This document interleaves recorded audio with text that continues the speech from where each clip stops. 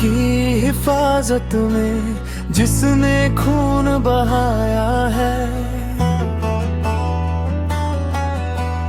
उन सभी शहीदों के नाम पर चिरागा है। देश की हिफाजत में जिसने खून बहाया है, उन सभी शहीदों के नाम पर चिरागा